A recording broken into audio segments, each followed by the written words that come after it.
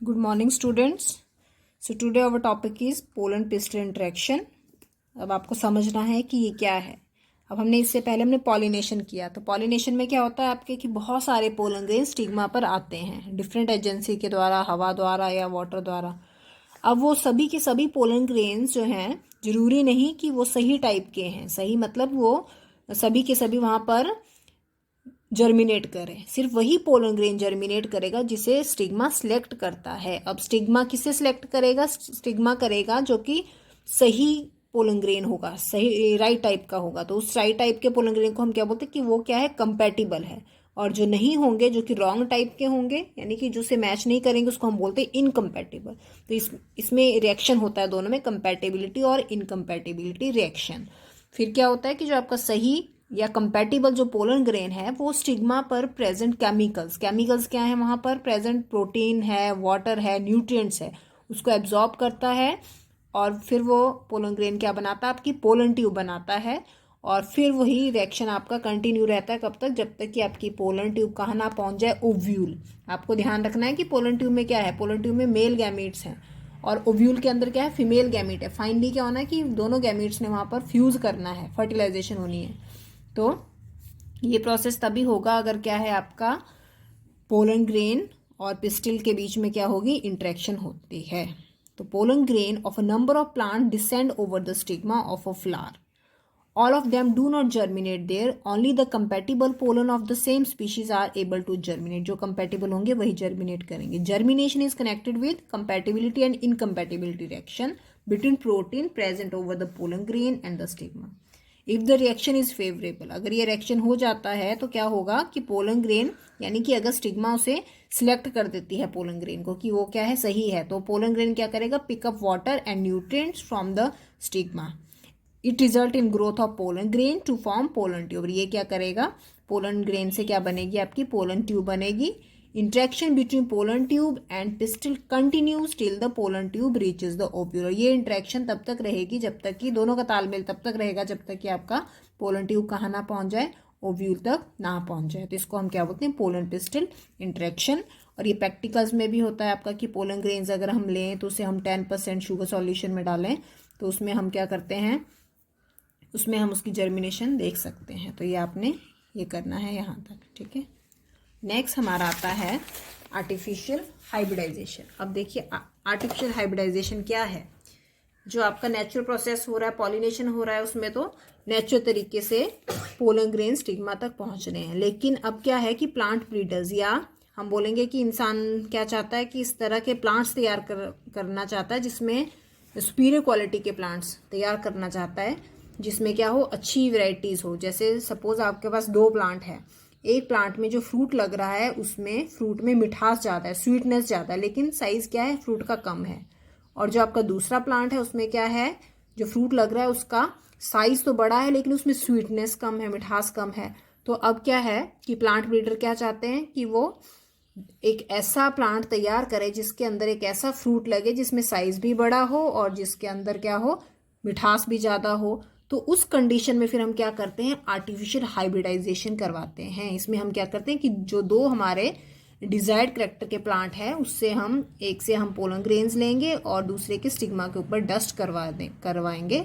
तो ये प्रोसेस होता है आर्टिफिशियल हाइब्रिडाइजेशन, ठीक है. तो इससे जो प्लांट तैयार होगा वो आपका सुपीरियर वेराइटी का होगा. It is a technique in plant breeding where crosses are made between different varieties, species and even genera in order to combine their desirable character in a single superior variety.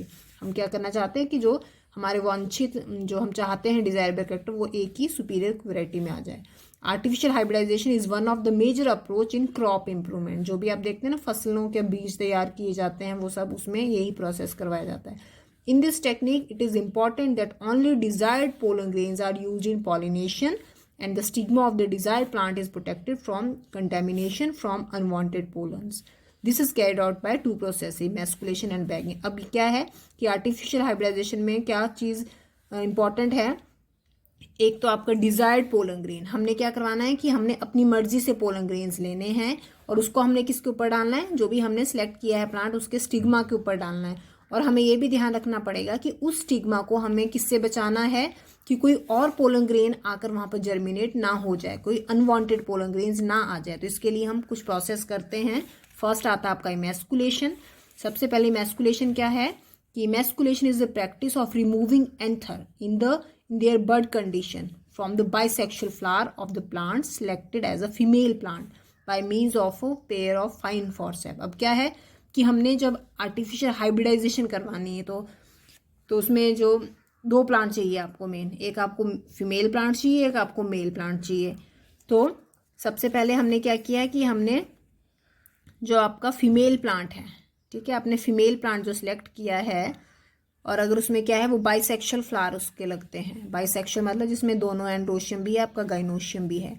तो हम उसमें क्या करेंगे, अब हमें female as a female plant उसको use करना है, तो हमें उसका क्या करना पड़ेगा, हमें उसका मेल पोर्शन को रिमूव करना पड़ेगा। तो मेल पोर्शन क्या आपका एंथर्स, तो हम क्या करेंगे, रिमूव करेंगे एंथर्स को। तो रिमूविंग ऑफ एंथर को ही हम क्या बोलते हैं, इमैस्कुलेशन। तो हमने क्या किया, उस प्लांट का हमने एंथर्स को हटा दिया, कट कर दिया, तो वो क्या बन गया, आपका फीमेल प्लांट बन गया, फीमेल पेरेंट बन गया। और ये प्रोसेस हम किसकी हेल्प से करते हैं, फॉरसेप की हेल्प से हम उसके एंथर्स को रिमूव कर रहे हैं। अब हम नेक्स्ट प्रोसेस क्या करते हैं, bagging. Bagging is the covering of both emasculated and non emasculated flower with the butter paper और polythene in their bud condition to prevent contamination from unwanted pollen. अब हम क्या करेंगे कि जो हमारा इमैस्कुलेटेड प्लांट है, इमैस्कुलेटेड जो फ्लावर है जिसमें हमने एंथस हटा दी, वहां पे क्या बचा अब आपका, वहां पर आपका बचता है पिस्टिल, स्टिग्मा स्टाइल ओवरी, ठीक है। अब हमने उस स्टिग्मा को ढक देना है, उसको हमने पॉलीथीन से कवर कर सकते हैं, आप बटर पेपर से कवर कर सकते हैं, ताकि उसके ऊपर कोई अनवांटेड पोलन ग्रेन्स ना आ जाए। तो उसको हम कवर कर देंगे। इस प्रोसेस को हम क्या बोलते हैं, बैगिंग, ठीक है। When the stigma of emasculated flower mature, जब वो स्टिग्मा उसका मैच्योर हो जाएगा, फिर हम बैग्स को हटाएंगे और स्टिग्मा के ऊपर हम डस्ट करेंगे, उसके ऊपर हम मतलब छिड़केंगे क्या, पोलन ग्रेन्स, जो हमने कहाँ से लेने हैं, डिजायर्ड मेल प्लांट से। जो हमने एक मेल प्लांट सेलेक्ट किया, वहां से हम पोलन ग्रेन्स लेंगे और ब्रश की हेल्प से उस स्टिग्मा के ऊपर डाल देंगे। कौन से स्टिग्मा के ऊपर, जिसको हमने क्या किया था यहाँ पर, जिस फ्लावर में मैस्कुलेशन करी थी, उसके ऊपर हम डाल देंगे। और फ्लावर जो है फिर से उसको बैग से उसको ढक देंगे, फिर से रीबैगिंग उसकी कर देंगे जब तक कि फ्रूट डेवलप ना हो जाए। Emasculation is not required in case of unisexual flower. लेकिन आपका जैसे मैस्कुलेशन हो रहा कि रिमूवल ऑफ एंथर, तो ये आपको वहीं जरूरत पड़ेगी जहां पर फ्लावर्स क्या हैं, बाइसेक्सुअल है। लेकिन अगर यूनिसेक्सुअल फ्लावर है तो वहां पर आपको जरूरत नहीं पड़ेगी, क्योंकि वहां पर आपका मेल फ्लावर आप ले सकते हैं। However flowers are bag to prevent contamination. लेकिन बैगिंग का क्या है कि हमने फ्लावर की कंटेमिनेशन से उसको बचाना है कि कोई बाहर से कोई और पोलन ग्रेन ना आ जाए। तो ये प्रोसेस हम करते हैं आर्टिफिशियल हाइब्रिडाइजेशन में, यानी कि अपनी इच्छा से हम क्या करवा रहे हैं, उसकी पॉलिनेशन करवा रहे हैं। So that's all for today, thank you.